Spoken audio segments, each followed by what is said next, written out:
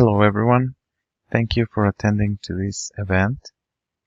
Thank you for letting me be part of it this year. My name is Carlos Lopez, and I'll be talking about getting into CI/CD pipelines in Azure DevOps for Azure SQL. So let's get started. And here are my networks. My name is Carlos Lopez, as I mentioned. I'm a cloud data engineer and I'm a Microsoft MVP data platform. I'm a blogger, speaker, and local community leader. Feel free to hang out here in my networks if you want to contact me. For today, we will talk about the DevOps lifecycle overview. We will focus mainly on develop and deliver, focusing on database administration activities. Also, for that part, we'll talk on the developer phase and the deliver phase and do a little demo for it. So let's start with it. Let's start with the life cycle. So as you all may know, this is the classical loop for the DevOps, in which you can plan, code, build, test for the dev part, and release, deploy, operate, and monitor for the ops. So for the dev part, we can this is the agile structuring of the based on the the culture of maybe a Scrum that is very common these days to utilize for a way of handling the dev. When we see the classical loop, we think that CI/CD process right away as something that we already have. So, but this is not only a culture; it's a set of things. It's a cultural.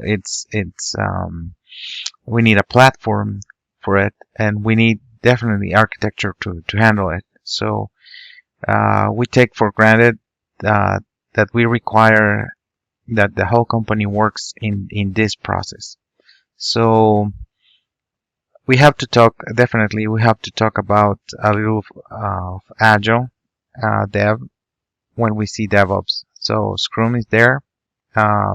So we can see the user story categorizations, Scrum poker estimations, story points, Fibonacci process to manage story points, the pros and cons, everything that we see is there. So we can control from the Azure DevOps. We can control the sprint planning, the daily Scrum, the sprint review, the retrospective, and the product backlog and grooming. So everything is there. So, but it's a little different, right? So for Microsoft, this is the structuring or the graph to plan the same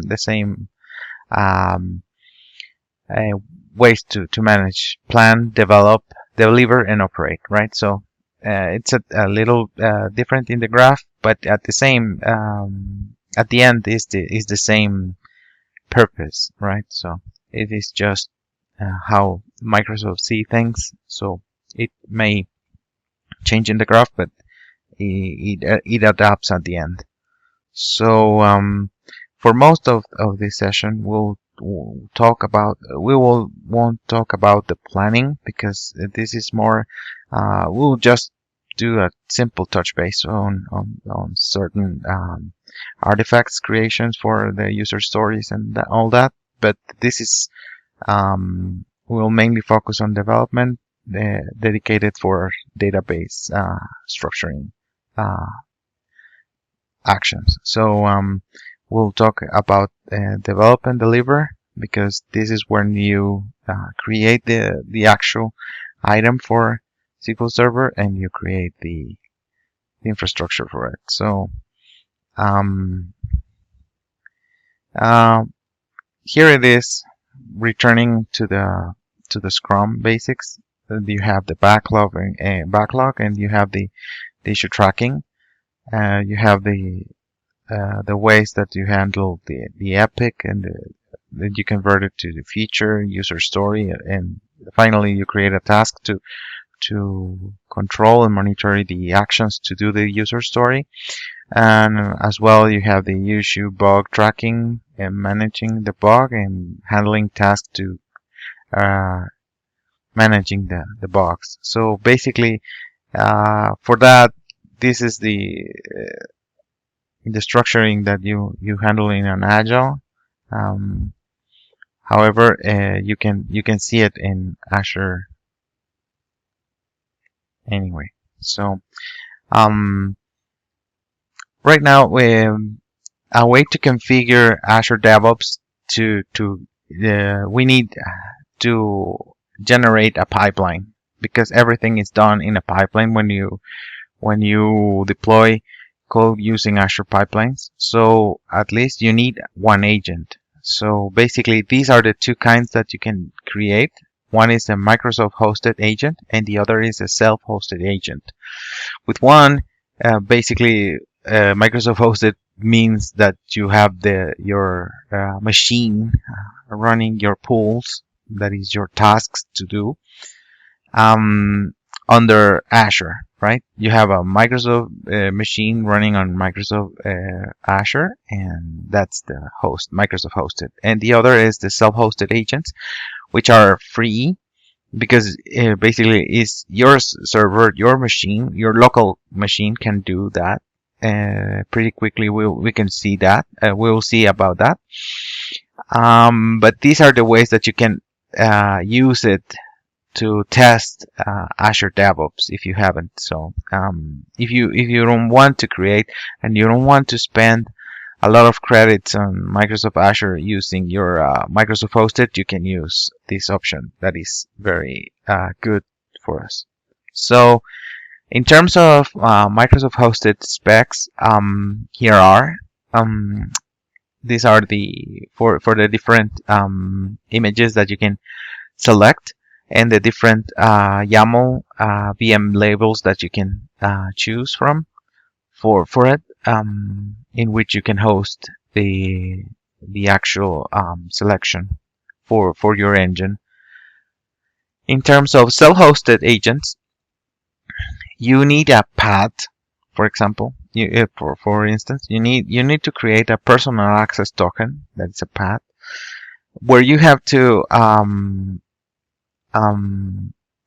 grant the access to you from your Azure DevOps to your personal access for letting access to your machine, to your local machine. We'll see it about in a few slides in the demo.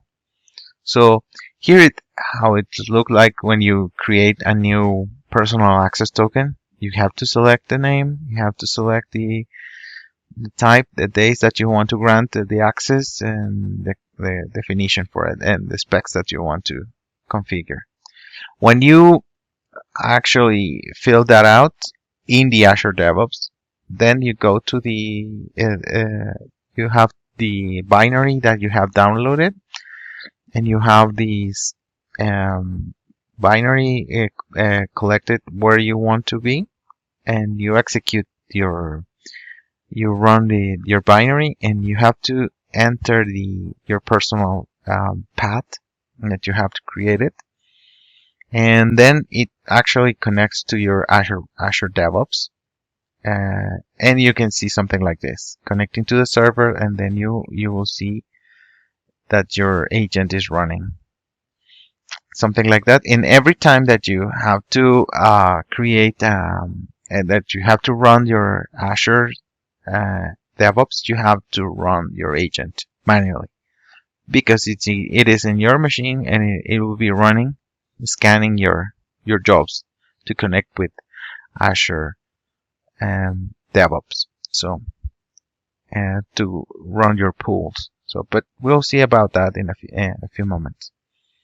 So we'll talk about now the develop and deliver phases to do the DB development, the toolsets, and the pipeline. Now let's talk about the declarative database development and how it works for these Azure DevOps. When we build in DevOps, we need to work in infrastructure as a code model. Therefore, we need a language capable to manage or handle the infrastructure. So we need a declarative code to manage, and that is YAML. Well, there is more than YAML, but for this demo, we'll test on YAML. So what can we do with it? Basically, for our purposes, we can create scalars, collection list. We can do the T-SQL code for dictionaries, object definitions, and all. But most important part is that all the resources that we can collect will use our repository to do so.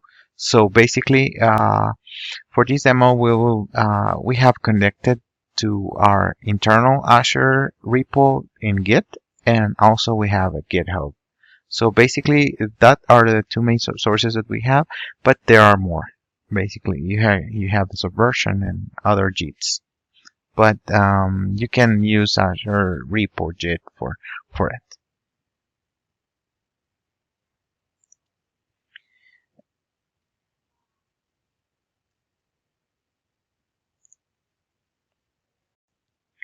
All right. And let's overview a little bit of Azure pipelines and their definition and how it can help us. So basically, they are platform and language independent. Their interoperability with different type of repositories allows us to connect everything from different Gits or GitHubs or Subversion, for example, repositories. It allows coexistence with different extensions available for code building. That is my majority for the actual coders. We need to have the ability to connect with them. Also, the compatibility to deploy code from different cloud vendors, because we need to connect with that if necessary. And the ability to work with containerized application. That is actually ARM we're talking, because we need to create different containers or different resources, basically on ARM, Azure Resource Management. And also we need basically all declarative code for resource building. So basically, here are the tools that we have and that we can use as a user, as a SQL developer or administrator to connect to the with our Azure, and with to work with our code, with this Visual Studio Code, to manage SQL projects in Visual Studio, which we will see in a little bit. Azure Data Studio to build SQL projects from command line, if you like. And alternatively, we can connect to SDK project with SQL Proj with a different. These are the different ways that we can connect and create our projects, right? So for our platform to connect, basically we have this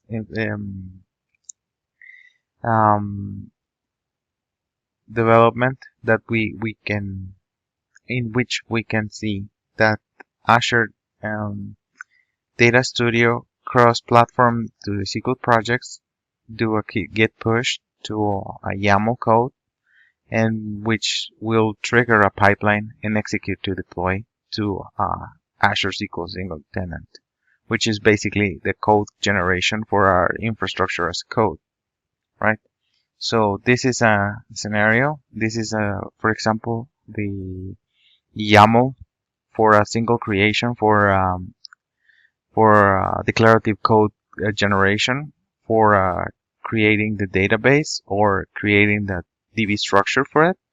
and we can see there that we can in the declarative code that we can do in it and the task that we can do in it.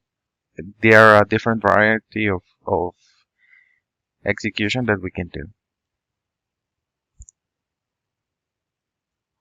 So basically, we can configure a database into a pipeline, which are the different phases that we have in the development and the build and the publish. So basically, we can create the T-SQL code for generation, create a DAC pack for the building, and publish for the creating the Azure SQL DB. Right. Once again, the toolset to build a quality test, but this is for more the once we have the pipeline definition, we can test it uh, based on the code analysis using SSDT static code analysis examples for we have listed here. And also we have a standalone operatives OSS using SQL check, for example. And also we have code testing using SSDT unit test, DB unit, TSQL T, or SQL code guard, for example.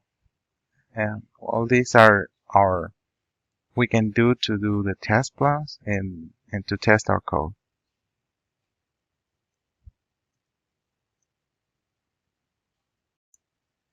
All right.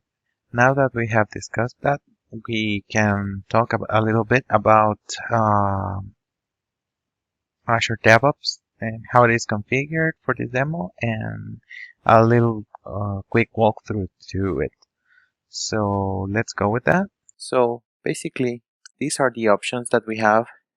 Here are the first main ones that are dedicated for the develop part, which are the ones that we can see the overview for the project. We can create a markdown file and place it, and we'll place it around here and see the the wiki or the object that we required that we can create there. So in this case, I have created a simple markdown, and you can personalize your dashboard.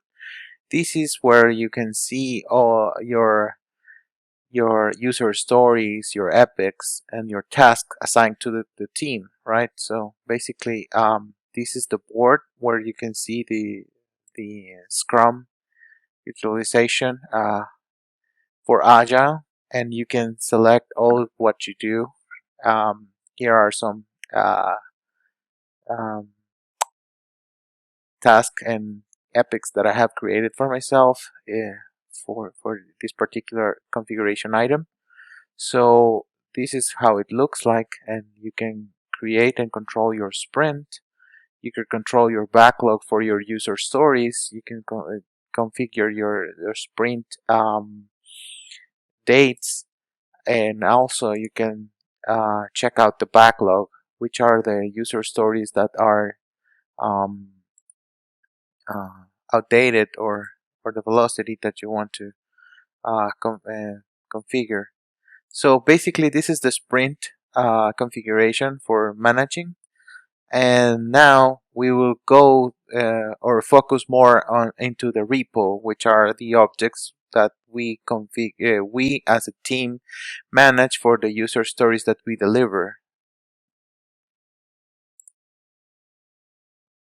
Boards and how it is displayed. We will see a little bit about the repo. This is an Azure Git repo that it is configured for this demo, which basically has our YAMLs and the scripting that we do for running, and all the actions that we do with it. So, but before that, we need to figure out how to connect that in our project settings, and we'll take a look about the agents that we have discussed a little bit.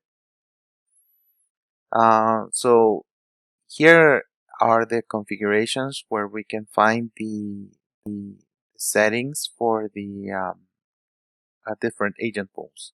So we talked about the local agent pools and self-hosted, which are the self-hosted. This is the one that I have configured.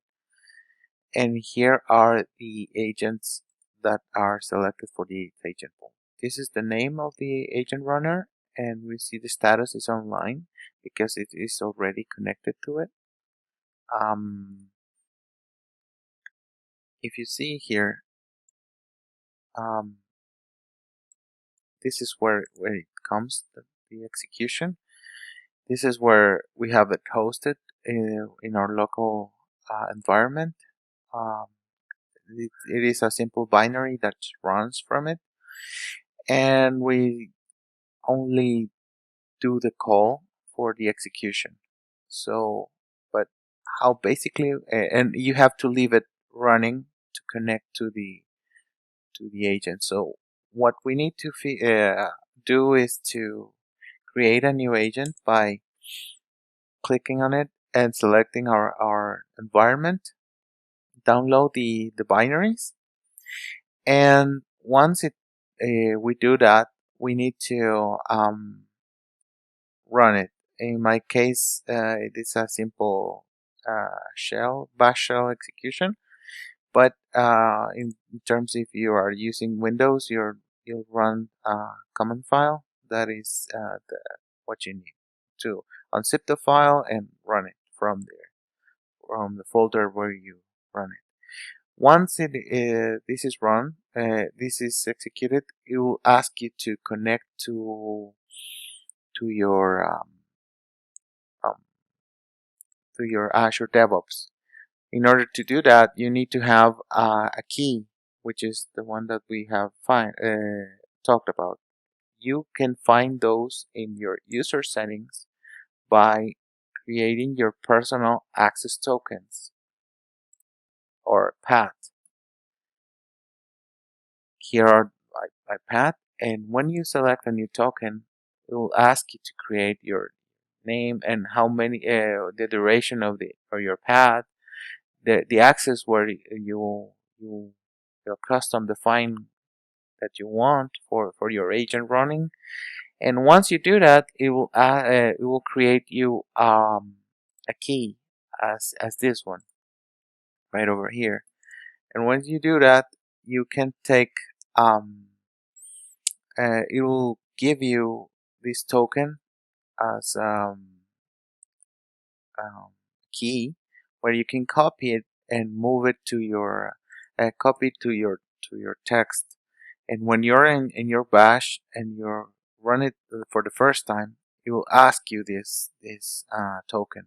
So you paste it there, and it'll ask you for your DevOps URL. And once it's done and your credentials are verified, you will have access to your Azure DevOps. Once that's done, then you will see it as we saw it at the beginning. So now let's check out for that in the project settings. Once more, we'll go to agent pools and see the agent runner that we will find. So basically, that's the agent that we were checking out, and you see, if you leave it running, the online status will remain. How to see our repository configuration? For that, we simply have to go to repo, and we will see our Azure Git repo here. And these are the options that you can select. You don't have to select Git. You have Team Foundation as well.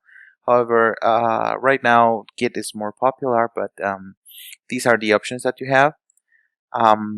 Here's the name that the Git repo that you will configure and the README that you will select. This is on a markdown that we'll create for your Git, and how we will manage your main branch for it. So basically, this is the configuration for it, and all the options that you have for your code. Basically, as we have discussed, there are multiple most popular and unpopular uh, scripts that you can manage there. Everything is there, so basically you can create your repository for doing that. So once you have done that, you can manage as well another way to connect, which is through GitHub. If you like, I have connected through my personal one. So basically, you can connect to it, and also you can have this way to purge or select data from there. Pipelines that are configured in this repo. Here you can see we have two. We'll check out this particular one where we're going to edit over here and inspect it. This is taking code from my personal GitHub repo, where is have a simple script that is running a configuration for creating an Azure's resource group call in it. But the important part is that to show you the structure in the YAML file, where we have our variables, which is the important part right over here. You can find the variables that you're going to use, the resource group that we are going to pass over here, and we never expose the name in it. So basically, this is the important part of this script that we normally use in a declarative way, the names and the parameters there. But in this case, we have hide it using variables. So this is a way to mask, and that's the important part. So let's return to the other example and edit as well. This is the runs. This one is. So let's edit it. And over here you can see the same file, but with the different differences that we have the declarative mode of creating the resource group, then creating the SQL server, and then creating the firewall, the Azure SQL with the firewall rule to connect to the server. And basically all we have here are variables that are hid over here. Creating the elastic pool, the name of the server, the resource group name, the SQL admin, the SQL password, the SQL subscription name, the Azure subscription name, and the web app password that we have for another runs that we use. So basically, these are the YAML, the same YAML but with different structuring.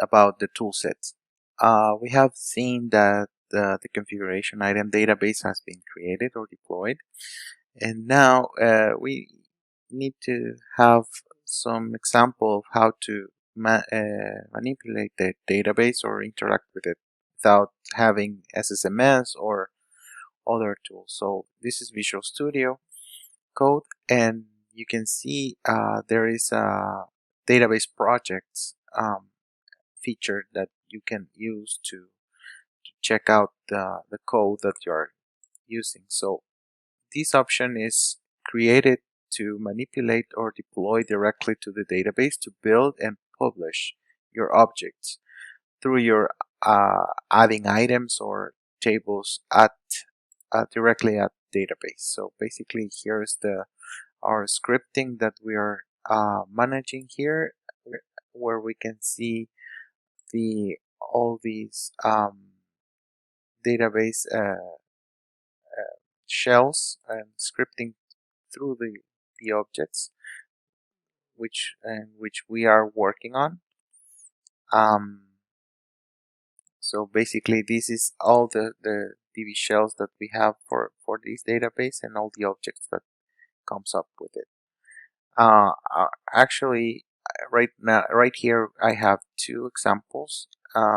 In this part, I have these worldwide importers, the data warehousing, in which we have all these tables or for the dimensions and sample tables, which are the ways that to see that we can manipulate different projects at the same time connected through the database. And all we have to do is have this SQL Server feature in Visual Studio Code, where we can connect directly to the database, and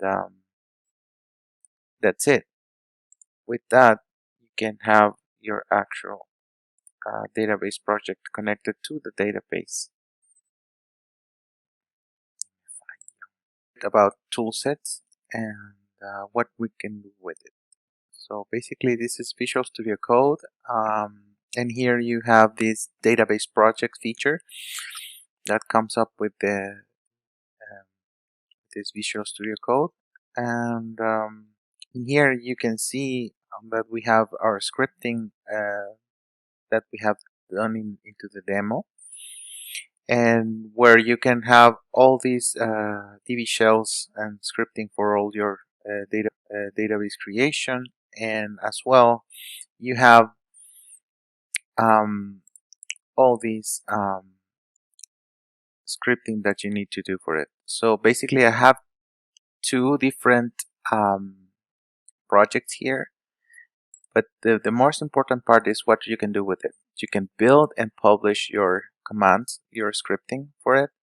You can add all your scripts to the same project, and at the same time you can pre-deploy or post-deploy your scripting. So basically, this is a tool set dedicated for deploying your database directly to the database, to the server. Sorry. Also, I have you can have the ability for the same file configuration file on your SQL workspace. You can have multiple projects. In this case, I have a worldwide importers data warehouse database, in which you can see all the tables, the dimensions, and this is a star structuring for this data warehouse. You have the fact tables and all the example for it, and where you can build it and you can create it as well. You can deploy it directly to create your worldwide importers data warehouse into your database at the same time. So basically, you can have all the projects that you need to pre-deploy and post-deploy. And all that you need to have here is the database project feature, and as well you have to have the SQL Server MS SQL configuration. So basically, here you can see I have deployed tables into the database by scripting it and configured to the database itself. So basically, you can have this configuration directly to manage your project. Okay, so this concludes the demo part. I just wanted to show you additional resources that may help you or assist you to walk you through the Azure DevOps docs, which is we have the YAML file schema references, the how to configure the agent pool that we already saw. The Azure DevOps build, how to use the GitHub repository,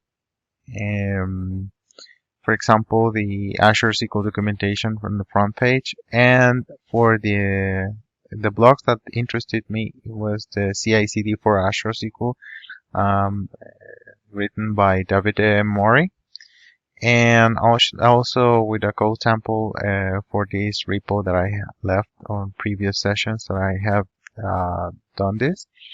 And for the learning path for Azure SQL was very interesting, and the Azure SQL workshop it's really helpful for all the material contained for the Azure SQL world. So that gives you the idea of how to deploy things on the Azure SQL. Oh, we have come to the end of this session. I thank you very much for your assistance or your attendance to this session. Here is my personal information if you want to check out the scripting and all the code that is being done here. Also, please feel free to connect if you want to have more information about it. And have a great session, end of the sessions, and feel very good being here.